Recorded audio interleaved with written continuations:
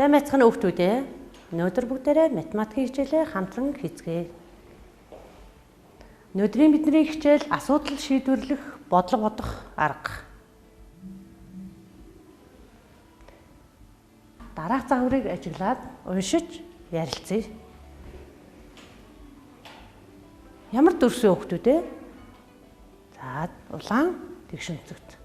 Үүнийг ажиглаад хараарай. Нэг улаан туузаа, нэгж урттай гэж үзье бүгдээрээ. За, сайн ажиглаарай. Нэгж урттай улаан тууз. Дараагийнхаа дүрсийг ажиглаарай. Ногоон тууз. Хэдэн нэгж урттай юм шиг байна хүүхдүүд ээ? Ногоон тууз маань 3 нэгж урттай байна. Ногоон туузаа улаан туузтайгаа харьцуулаад ажиглая. За, зүйтэй. Улаанаасаа 3 дахин урт юм байна. За, дараагийн дүрсийг ажиглаарай. Шар тууз гарч ирлээ. Шар туузыг улаан туузтай, шар туузыг ногоон туузтай харьцуулаад ажиглаарай. За, ажигласан уу хүүхдүүд ээ? Шар тууз маань улаанаас 6 дахин урт юм байна. Мөн шар тууз нь ногоон туузнасаа 2 дахин урт юм байна. За, сайн ажиглаад байгаа хүүхдүүд ээ. За, дараагийнхаа зургийг ажиглая. Хэрчим гарч ирлээ. Нэгж урттай улаан туузаа 1 см хэрчмээр дүрслэх юм бол нэгж урттай улаан хэрчим гарч ирсэн байна. За, ногоон туузаа 3 см ногоон хэрчмээр дүрслэлээ.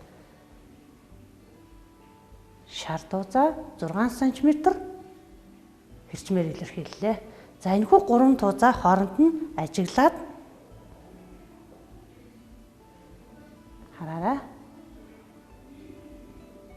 За, улаан хэрчмээ ногоон хэрчмээс 3 дахин богино байна. За, дараагийн 2 хэрчмийг ажиглаарай. Шар хэрчим нь ногоон хэрчмээс 2 дахин урт байна. За, бүгдээ хэрчмүүдээ сайн ажиглаж явах. Багшаахаа сайн ярьсан, өөртөөгөө хийсэнтэйгээ тулгаж сайн хараарай. Цэнхэр тууз. Улаан тууз. За, энэ 2 туузын хооронд нь сайн ажиглаад урт богиныг ажиглаж бүгдээрээ ярилцгаая. Аль нь урт байна, аль нь богино байна. За, цэнхэр тууз улаан туузнаас богино байна. Харин улаан тууз нь тэнгис туузнаас урт байна. За, дараагийн зураг нь хэрчмүүд гарч ирж байна. Яангийн хэрчим. Цэнхэрөнгийн хэрчим. 2 хэрчмийн хооронд нь харьцуулаад дүгнэе. За, ягаан хэрчим нь ямар байна хүүхдүүд ээ? Ягаан хэрчим цэнхэр хэрчмээс урт байна. Цэнхэр хэрчим ягаан хэрчмээс богино байна. За, зүйтэй тууз болон хэрчмүүдийг бүгдээрээ сайн ажиглаж хараарай. Хоорондын уртыг нэг нөгөөгөөсөө харьцуулж урт богино байгааг бид нар дүгнж ярилцлаа. Энэхүү хэрчим болон туузнуудынхаа ажиглаж ярьсныг бүгдээрээ дараагийнхаа бодлого бодохдоо ашиглах юм шүү. За, өгүүлбэртэй бодлогыг бодохдоо хэд хэдэн алхмууд хийн. За, энэ бодлогыг бодохдоо ямар арга дараалалаар ямар алхмууд гарсныг энэ бодлогыг бодож бүгдээрээ алхмуудаа тодорхойлно. За, нэгдүгээрт нь уншиж ойлгоё. Ойдлчид амны хаалт оёлоо. 1-р ойдлчин 600 амны хаалт. 2-р ойдлчин 1-р ойдлчноос 3 дахин их. 3-р ойдлчин нь 1-р ойдлчноос 2 дахин бага амны хаалт оёв. Ойдлчид бүгд хэдэн амны хаалт ойсон бэ? За, бодлого та бүхэн цагийн нэг уншаад ойлгож аваарай.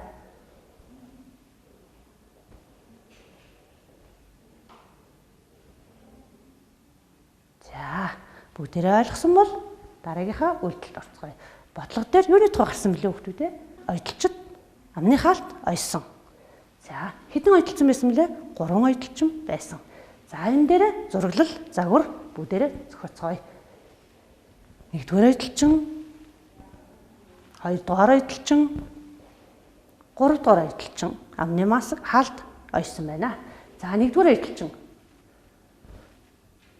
600 ширхэг амны хаалт ойжээ. 2-дугаар эдэлчин 1, 2, 3 хэсэг амны хаалт ойсон байна. Энэ нь 1-дугаар эдэлчнээс 3 дахин их байна гэдэг нь харагдаж байна. Ажиглаад сайн хараарай. Дөрөвний тууцаар уншсан аргаас ажиглаарай. Хориглээрэй. За 3-дугаар эдэлчнийг харъя. 3-дугаар эдэлчин 1-дугаар эдэлчнээс 2 дахин бага амны хаалт ойсон байна. За тэгвэл 1-дугаар эдэлчнээс 2 дахин бага буюу яг тална гэсэн үг байна. За ингээд бодлого бүгдээрээ ойлгож уншаад зураглаа. Одоо бодлогын асуудал ойдлчид бүгд хитэн амны хаалт ойсон бэ гэсэн бодлогын асуулт байна.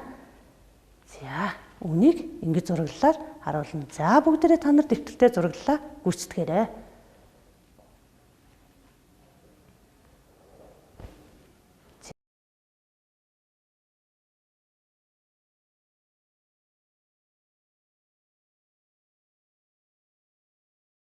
За одоо зураглалаа хийж дууссан бол бүгдээрээ бодлогыг бодох асуулт төлөвлөгөө гаргана. За юу олох вэ? Энд дээр бодлогын асуултан дээр ойдлчид бүгд хитэн амны хаалт ойсон бэ гэдгийг олох ёстой учраас 1-дугаар эдэлчний ойсон амны хаалт, 2-дугаар эдэлчний ойсон амны хаалт, 3-дугаар эдэлчний ойсон амны хаалтныг бүгдийг нь олох ёстой байна. За ингэхээр 2-дугаар эдэлчний ойсон амны хаалт мэддэхгүй байна. 3-дугаар эдэлчний ойсон амны хаалт бас мэддэхгүй байна. Тэгэхээр бодлого төлөвлөгөө гаргацгаая буюу асуулт гаргацгаая. За 1-дугаар асуулт. Юу гэж асууж болох вэ? Зүйтэй. 2-дугаар эдэлчин хэдэн амны хаалт ойсон бэ? За асуултаа гаргаад төлөвлөгөөгөө зохиогоод бүгдээрээ дэвтэр дээрээ бичих. За бичсэн үү? Бичсэн бол одоо асуултад тохирох үйлдэлийг гүйцэтгэх ёстой. За үйлдэлийг гүйцэтгээрэй хүүхдүүдээ. 1-дугаар ойдлчноос 3 дахин их гэж байгаа учраас үйлдэлийг гүйцэтгээрэй. За зүйтэй. 600 үрчхэн 3 тэнцүү 1800 амны хаалт ойжээ 2-дугаар ойдлчин. За дараа нь одоо 2 дахь асуулт нь юу гэж болох вэ? Ажиглаад хараарай, зураг ажиглаж хараарай. Зүйтэй. Асуултаа гаргая. 3-дугаар ойдлчин хэдэн амны хаалт ойсон бэ гэсэн асуулт төлөвлөгөөг бид гаргасан. За дэвтэртээ бичээд аваарай хүүхдүүдээ. За бичсэн бол бодолд үйлдэлийг гүйцэтгээрэй. За 1-дугаар ойдлчноос 2 дахин бага гэж байгаа учраас үүнийг 600-г 2-д хувааж 300 амны хаалтыг 3-дугаар ойдлчин ойсон байна. За одоо бидний бодлогын сүүлийн асуулт буюу 3 ойдлчныхоо нийт ойсон амны хаалтыг олох ёстой. Яаж олох вэ хүүхдүүдээ? Бодож үзээд төлөвлөгөөгөө зохиогоорой. Ойдлчид бүгд хэдэн амны хаалт ойсон бэ? Зүйтэй. Сайн байна. Одоо тохирох үйлдэлийг гүйцэтгэе. 1 ба 2-дугаар ойдлчны ойсон амны хаалтны нийлбэр 2400. Үүн дээр 3-дугаар ойдлчны ойсон амны хаалтыг нэмээд 2700 амны хаалт. Ингээд нийт ойсон ойдлчны амны хаалтыг оллоо. За дэвтэртээ бичээд ажиглаад хараарай. За одоо бүгдээрээ өөрийнхөө бодсныг шалгаж хараарай. 2-дугаар ойдлчны амны хаалтыг олсон уу? Олсон. 3-дугаар ойдлчны амны хаалтыг олсон уу? Олсон. 300 амны хаалт байсан. 3 ойдлчны нийт ойсон амны хаалтыг олсон уу? 2700 амны хаалт байсан. Бодолтой шалгасан уу хүүхдүүд? За бодолтой шалгасан. За бид нар энэхүү бодлогыг ботход хэдэн алхам, хийсэн бэ гэдгийг одоо бүгдээрээ тунгаан ярилцъя. Өгүүлбэртэй бодлогыг бодоход дараах алхмуудыг заавал хийх ёстой. За ингээд нэгдүгээр алхам яасан бэлээ хүүхдүүд ээ? Үүчтэй. Бодлогод өгсөн зүйлстэй танилцж, уншиж, ойлгосон. Сайн байна. Хоёрдугаарт нь ямар үйлдэл хийлээ бид нар? Үүчт, тохирох, загвар, зураглал хийсэн. Сайн байна. Одоо дараагийн алхам нь юу байсан бол бодоод үзээрэй хүүхдүүдээ бодлого бодохдоо хийсэн алхмаа. Үүчтэй. Тохирох, төлөвлөгөө, асуултыг тус бүрд нь гаргаж бичсэн. За зүйтэй. Дөрөвт алхам юу хийсэн бэлээ бүгдээрээ? Зүйтэй. Төлөвлөгөөний дагуу үйлдэлийг гүйцэтгсэн. За 5 дахь алхам юу байсан бэлээ? Тийм бид нар чинь даалгавраа бодолтоо шалгаж үтсэн. За тэгвэл өгүүлбэртэй бодлогыг бодоход дараах алхмуудыг заавал хийж байгаарай хүүхдүүдээ. Юу гэж чинь хүүхдүүдээ уншаарай. Дараах загвар, зураглалыг ажиглаад бодлого зохиогоорой. Түрүүн бид нар бодлогыг уншиж бодож байсан бол одоо бүгдээрээ зураглал, загвараа хараад бодлого зохиох юм байна. Зохиосон бодлогоо алхам ашиглан бодох ёстой гэдгийг анхаарай шүү. За зураглалаа харъя.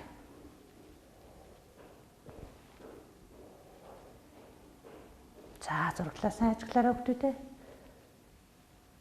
20 литр доотлих нь тууз ямар харагдаж байна? Сайн ажиглаад юу гэж хэлж болох вэ? Бид нар хамгийн хичээлийн эхэнд туузаа ашиглаж ярилцаж байсан. Үүтэй 3 дахин их байна. Сайн байна. 3 дахин их байна. За тэгвэл бүгдийг олох. Энэхүү зураглал тохируулсан бодлого зохиоё. Литраар юу хэмжиж болдог вэ хүүхдүүдээ? Усыг хэмжиж болдог, сүүг хэмжиж болдог, айргийг хэмжиж болдог. Тэгэхээр литраар шингэн зүйлийг хэмжиж болдог учраас бодлогоо зохиогоорой. За дэвтэртээ зохиогоо бичиж.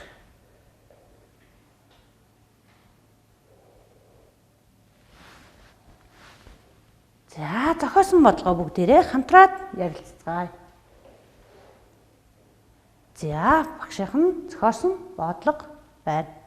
Багшийн бодлогыг уншиж та бүхэн бас уншаарай. Ах 20 литр ус ав. Харин аав ахаас 3 дахин их ус авлаа. Ах аав хоёр нийт хэдэн литр ус авсан бэ? За бүгдээрээ нөгөө зураглал загвар дээрээ бодлого зохиолоо. Одоо энэ дээр бодлогон дээрээ загвар зохионо гэдг нь бид нар өгөгдсөн байгаа учраас хоёр алхам нь явагдсан байна. За бодлого руугаа харъя бүгдээрээ. Хин ус авсан бэлээ? Ах ус авсан. 20 литр ус авсан. Дараа нь аав ахаас 3 дахин их ус авсан. За энэ бодлого багш нь зохиосон байна. Энэ бодлогыг одоо бодъё. Уншлаа, зураглалаа хийлээ. Бүгдээрээ төлөвлөгөө асуултаа гаргацгаая. Ямар асуулт гаргаж болох вэ? Зураг ажиглаад асуултаа гаргаарай хүүхдүүдээ. За. Юу гэж асуусан минь хүүхдүүд? Аав хэдэн литр ус авсан бэ? Өөд бодолтоо хий. Асуулт нь тохирох үйлдэлийг гүйцэтгэх ёстой.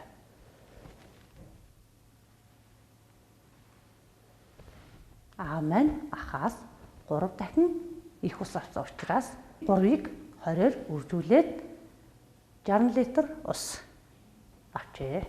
За дараагийн асуулт. Дараагийн асуулт төлөвлөгөөг зохиож бичээрэй. Дэвтэртээ бүгдээрээ бичээрэй.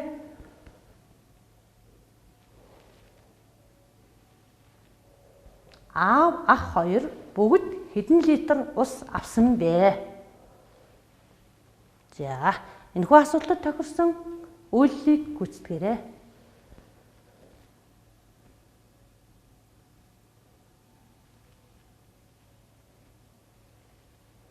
20 дээр нэмэх нь 60, тэнцүү 80 литр ус. Аав ах хоёр нийт 80 литр ус авсан байна.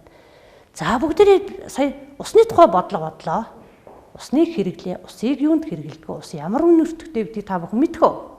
1 литр ус ямар үнэтэй байдаг юм бол бүгдээрээ хааж ирсэн асуугаад юм аль эсвэл та нар өөрсдөө мэддэг бол багш тайлж өгөөрэй. 1 литр усыг 2 төгрөгөөр худалдаж авдаг юм байна. 2 төгрөгөөр худалдаж авдаг юм байна. За одоо тэгвэл бүгдээрээ энэ дээрээсээ тооцоо хийцгээе. Амьдралын тооцоо хийцгээе. Аав маань өдөр болгон 60 литр ус авдаг. Аав 60 литр ус авахдаа өдөрт хэдэн төгрөг зарцуулдаг вэ гэдгийг бүгдээрээ олцгоё. Асуулт төлөвлөгөөг бичээрэй. Аав хэдэн төгрөгийн ус авсан бэ? Аав хэдэн төгрөгийн ус авсан бэ? Энэхүү асуултад тохирсон үйлдэлийг гүйцэтгэрэй. Бодлого руугаа хараад аав хэдэн литр ус авсан бэлээ түүнийгээ бодоод анхаарч хараад үйлдэлийг гүйцэтгэж шүү. 1 литр усыг 2 төгрөгөөр авдаг. За зүтэй. 60-ыг үржих нь 2 тэнцүү 120 төгрөг. Аав нэг удаа ус авахдаа 120 төгрөгөөр ус худалдаж авдаг юм байна. За тэгвэл үүнээс цааш та бүхэн ч гэсэн өөрсдөө бодлого зохиогоод үргэлжлүүлээд бодох боломжтой.